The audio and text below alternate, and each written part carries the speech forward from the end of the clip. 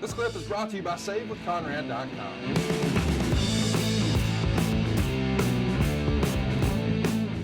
We move on to match 3, and it's the Hardys. It's Jeff Hardy against Matt Hardy. Jeff pins Matt Hardy in 12 minutes, 32 seconds. Lita is the referee. And Meltzer would say very disappointing crowd reactions. People really didn't take Matt as a heel yet. Well, 2 days. They had 2 days to figure it Yeah. out, Paul. Whether he's the heel, a baby face, or whatever, a chameleon, it doesn't matter. The bottom line was the fans had 2 days to process this entire new story, these two new identities. It's like me mispronouncing Daniel Bryan or Bryan Danielson. You get it's embedded in your mind, and it takes a lot of practice or focus to stay away from those mistakes. But you know, these two guys they're married together. They're the most. I'll tell you this: the Hardys are the greatest team ever developed in WWE. Think about it. Actually, I'm not talking about Arn and Tully or the Dudleys or some of those other great teams that came through there, but there were teams when they got there. A lot of them. Yeah. And Matt and Jeff came in wearing their own little homemade wrestling tights. They sewed on their own sewing machine. I think it was their late moms. I just love the story, and I love their enthusiasm, and I love their youthful passion. And I don't think there's ever been a better tag team that was developed in WWE than the Hardys. Now, they wrestled in the that independent thing they did in North Carolina. All I say about that is that that don't count. They don't count regarding what we're talking about. But and I hope that someday they go in the Hall of Fame there. I don't know how that's going to happen or it's going to work out. Because Jeff, leaving unfortunately under some cloud of whatever it is, controversy. I don't know. But they deserve accolades because WWE has never developed a better tag team, homegrown, than the Hardy Boys, in my opinion.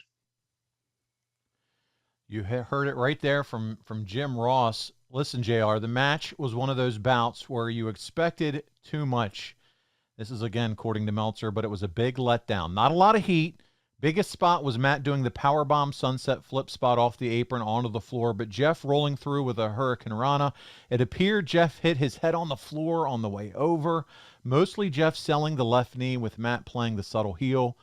Lita caught Matt using the ropes later. Jeff blocked a Twisted Fate off the middle rope and hit the Swanton. Matt got his leg dropped over the ropes, but Lita didn't see it and counted the pin. Later in the show, Lita tried to apologize for her screw-up, but Matt walked out on her.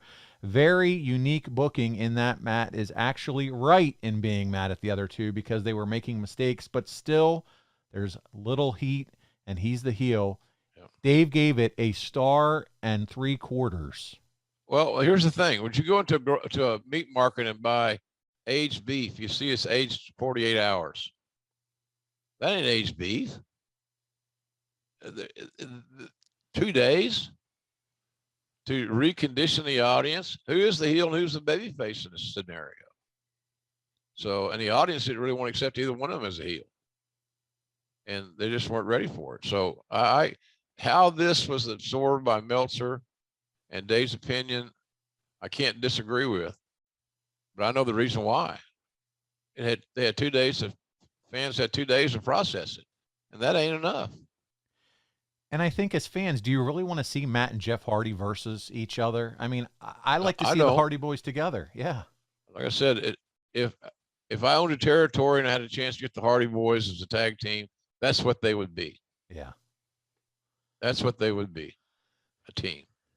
Should be interesting to see what comes in the next few months or so. You said it as you were talking earlier. Jeff is no longer a part of the WWE, and for Jeff's sake, whatever he's going through, he hopes that's certainly his priority and enjoying the holidays. I've heard Conrad talk a little bit about it too, with Eric. Don't know all what happened there, but we'll see. Step away. We don't know all the details, so we all rush to judgment. This is probably the worst case scenario. And I don't know that to be true. I don't know the particulars of this matter. Look, I've had more one-on-one talks with Jeff Hardy than maybe anybody in the business. I know of which I speak on this one. But he's got a good heart. He's got a good soul, and he's got some weaknesses that he has had to deal with. But my God, that's the way of the world. Now that we're all willing to talk about things like that. So I think Jeff's biggest issue now, if he called me and said, give me some advice, I'd say, get healthy, enjoy your family, finish your Christmas shopping, and enjoy your family at the holidays, most special time of the year, and appreciate what you got. Count your blessings, buddy.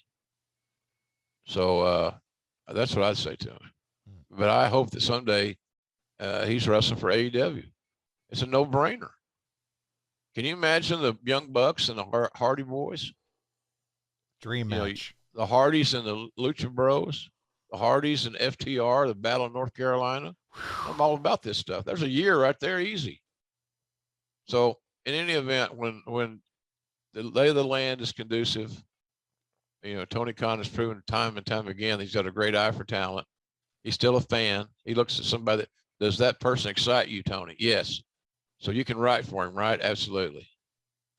No, so that's we'll see. Time's got to go.